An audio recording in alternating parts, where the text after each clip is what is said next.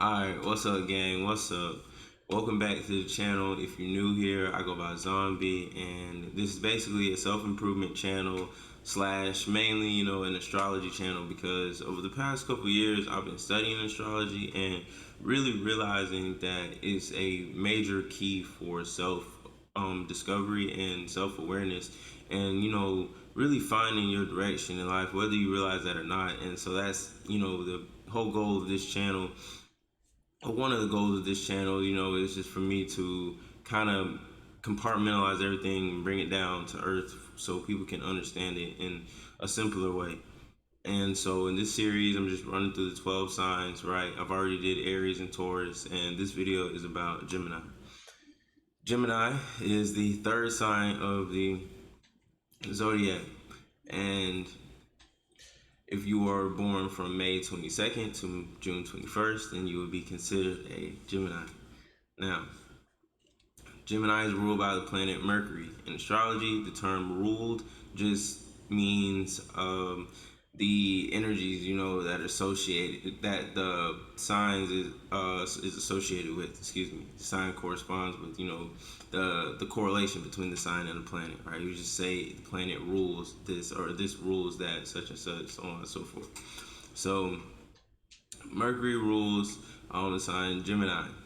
Now, being that's ruled by Mercury, then you could already infer that a Gemini as a sign, the qualities it expressed, right, would be that of a mercurial essence, mercurial energy. So the question would be the planet Mercury. What does the planet Mercury govern, right?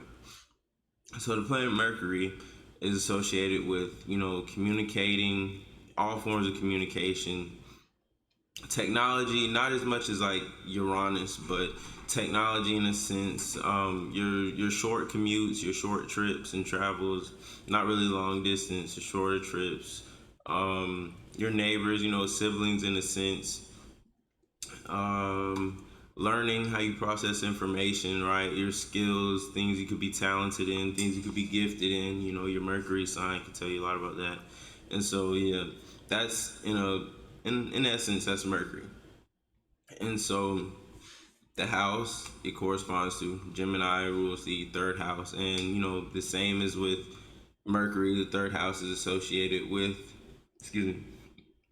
communication, learning, how you process information, as well as skills that you might have. And so the duality just means feminine and masculine. Everything has masculine and feminine energy. Like whether you're a man or a woman, you have a certain amount of naturally you have a certain amount of masculine and a certain amount of feminine energy. And so the duality, the overall duality of Gemini, is masculine. As an air sign, is a masculine sign. And so the element, the mode plus element, right?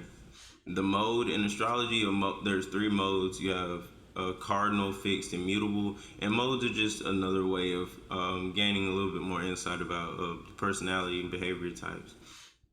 So the element of Gemini is air. It's an air sign. The element is just, again, another way of gaining more insight into the personality. And elements have pretty standoutish qualities. Like air signs are usually the communicators, the idealists of the zodiac, right? Social butterflies in a sense as well. And so here with Gemini, we have a mutable air sign. Mutable, basically the mode mutable refers to adaptability, changeability. Geminis are really adaptable. They learn really fast. They definitely process information pretty fast because they learn quickly. They like to experience. They like to socialize. They're definitely, of the air signs, they're probably the biggest social butterflies out of the air signs, I would say.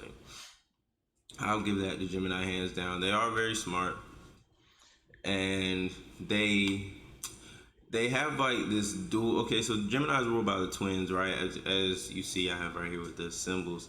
And so likewise, with twins, you think of two. Gemini, they can sometimes be seen as having like this dual personality, right? Or like this doppelganger, like alter ego side to them. But that again has a lot to do with the dual nature, of Gemini. And so the body part associated with Gemini, associated with Mercury, and Mercury rules over, but associated with Gemini as well, be the arms, the hands, and the lungs. I would say the hands especially. Mercurial signs, Gemini as well as Virgo, because Mercury rules Virgo as well. They definitely usually have pretty good hand-eye coordination. They're pretty dexterous, with their hands, as well as their verbal fluidity as well. The chakra, Gemini is associated with the throat chakra. Mercury rules over the throat chakra, which should be located like in this area here. A balanced throat chakra would allow you to express freely and communicate your ideas freely. An unbalanced throat chakra, if you shy away from asserting yourself a lot, or you don't speak your mind when you should, it can make it harder for you to do so, going on into the future. So it's always best that you, of course, assert yourself and speak your mind, and that'll keep your throat chakra balanced. And again, that'll just, it'll be easier for you to express yourself, basically, and communicate your ideas. So the colors associated with Gemini are blue and yellow. If you want, you can do a little bit of research into color psychology. I haven't done that much myself. However, colors do have a subconscious, subliminal, air and an effect to them, and well, they can affect you on a subconscious, on a subliminal level. You can look into that as color psychology. So yeah, blue and yellow are Gemini colors. Okay, so crystal, crystal slash gemstone. Excuse me. I know some people call them crystals, some people call them gemstones. I call them crystals most of the time, but I mean you can call them rocks if you want to. It doesn't really matter. The crystals associated with Gemini would be pearl, agate, of course the birthstones, of course, but pearl, agate, and lapis lazuli. I would say agate and lapis lazuli, especially because those stones are good for helping you to clear your mind. Like again, as an air sign, Gemini is really mental, a lot of mental energy, a lot of mental processing going on, which can cause anxiety as well at times. So agate and lapis lazuli are really good for clearing up, your mind, clearing up your headspace. And so some character traits of Gemini: positive, again, they are very fast learners. They can be very outgoing, as I said, very social signs, very social butterflies. And as a mutable sign, they are very adaptable. And as an air sign, they're very adaptable. So those are some positives to Gemini. A few negative traits. Again, they have that dual alter personality to them. A lot of times, especially when you get to know them, you can really start to experience the indecisiveness sometimes, but that can cause them to be misleading, most definitely, and scattered.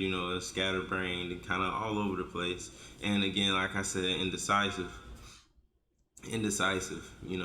And that's Gemini for you, pretty much. If you know a Gemini, comment, say something. If anything I said, excuse me, if anything I said resonated with you, comment, say something. Let me know what it was, what it might be. Like, subscribe, as always. I will catch y'all later. Peace.